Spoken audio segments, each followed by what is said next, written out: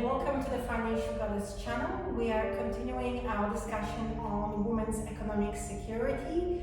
Today I have a very special guest with us, Kirsty Nancarrow. She's an award-winning journalist with almost 30 years experience.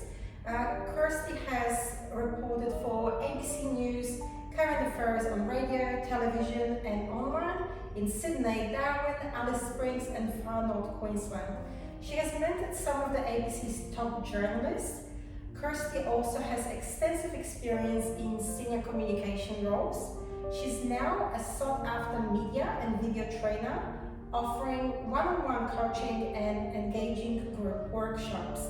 Her goal is to get best from herself, her team and students through inspiration, support and leading by example. She's a co-director of Emotion Video Training and Production, founder of Women in Media Far North Queensland.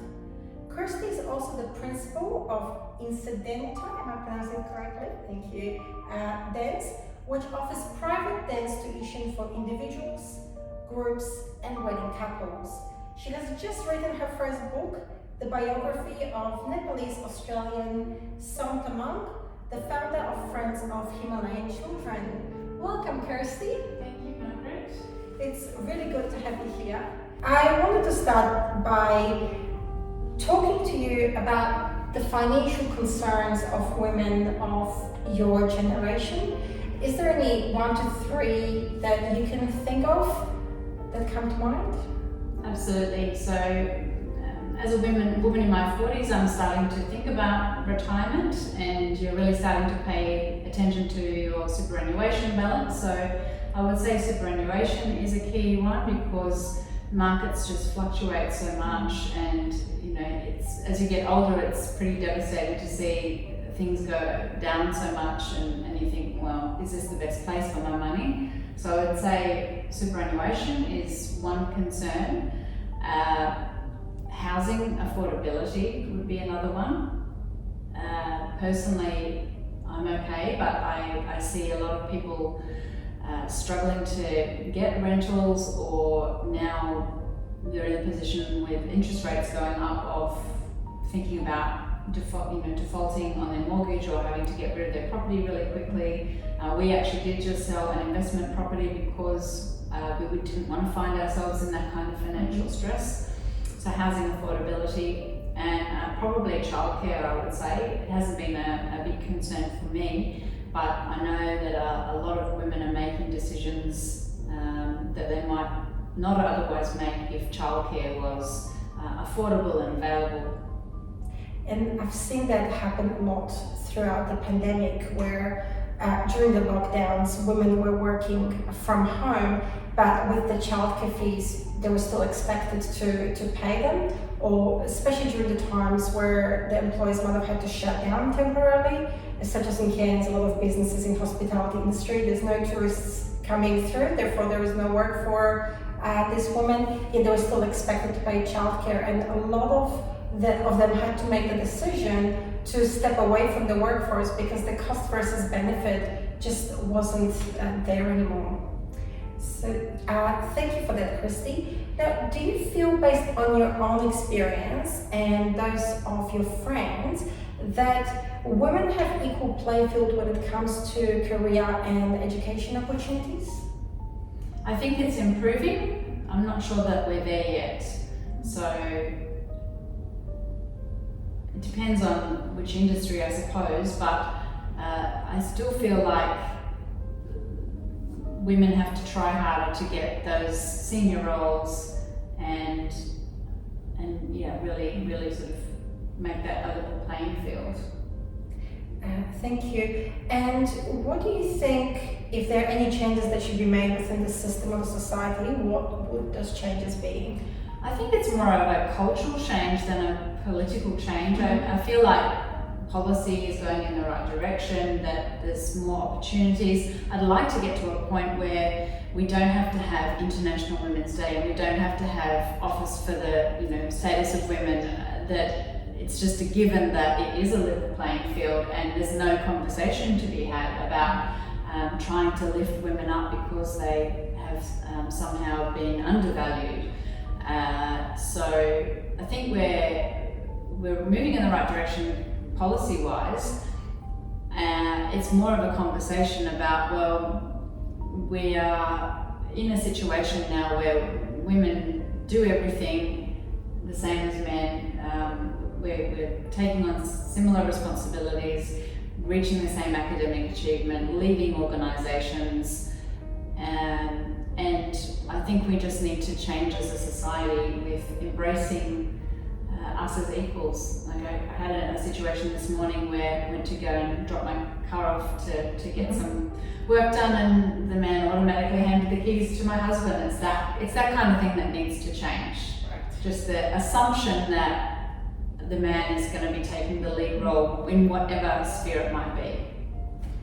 And do you feel that men should be involved as part of those cultural changes? Absolutely, and I know some wonderful feminists among my male friends, and I think having the conversation inclusively and in many cases led by men on behalf of women, can be a good thing. But as I said, I like to think that we don't need to have sides, and we don't need to have special treatment, that we just come to accept that everybody has value and that we all contribute, and as a society we work best when we work together. Thank you. Now moving on to a little bit more of a personal question. Do you have financial goals for yourself? And if so, how confident do you feel on a scale of 1 to 10 in your ability to reach them, with 1 being not confident at all and 10 being 100% confident? I would say, having moved from the security of having a wage and a well-paying job in the past few years to being a business owner, that I don't feel as financially secure as I was. So I do have financial goals for my business, for my retirement, and I guess if I was to put a number on it, I would say I probably feel like it's about a 7 in terms of, do I think I'm going to achieve them? Okay. And that number 7, is that based on the internal factors such as your skills or knowledge in terms of financial management, or is it based on external things such as government policies? I would say that it's mostly internal factors. I know that I have the skills and experience to be able to work hard and build my business and meet the financial goals I have. What is out of my control are things like world war, global pandemic, and what we've seen in the last few years is that nothing is certain. So things may change. We all have aging parents, so there might be a position where we have to change our role for a while and step out of what we're doing mainstream and become carers. So I'm confident that if I apply myself, I can achieve my financial goals, but I'm also not blind to the fact that there are other factors outside of my control. So I'm not concerned so much about the influence of government policy as I am about just life events and things that we can't control, like the pandemic. Okay, thank you. And have you thought much about your retirement? And if so, do you think you'll be able to retire by choice when you're ready? I do think about retirement. I fantasize about having that financial freedom and being able to travel as much as I want to and go and see all of my friends all over the world whenever I would like to.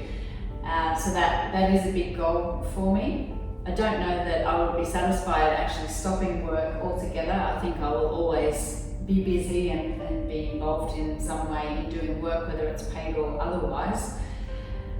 But yes, I do consider my retirement, and I do plan for my retirement, and we've only just had conversations this week with a professional about what is the best use of our money that we have just received for selling a property, because we want to make those right decisions. We've got an opportunity now to really build on things like superannuation and the like for retirement, and we're definitely not in a headspace of don't worry about tomorrow, let's just have fun today. It's always with a cautious eye on the future. And I do feel like if I decided at, say, 60 that was it, I've had enough, or even 55 potentially, that I could be in a position to at least semi-retire. That's fantastic. And do you think there's any changes that will be required within the system to make sure that you can retire when you're ready? I guess if the age is continuing to, if the age of retirement, official retirement, is continuing to be boosted up, then that would be make life a bit more difficult. But I can't imagine that I would be relying on the pension anytime soon. I'd like to see more incentives for self-funded retirees, I suppose. I've seen my mum kind of always be financially responsible and save and kind of deny herself, and she's still at the whim of things like government policy and superannuation, stock market fluctuations and all of those things. So again, there's lots of things that are outside your control and of course your own health. But more support to encourage people to be saving for their retirement would be a great move. Wonderful. Thank you very much, Kirsty. Next week, we've got our special guest, Rita Zapala, who is our retirement expert and certified financial planner. Thanks for watching. Have a great day.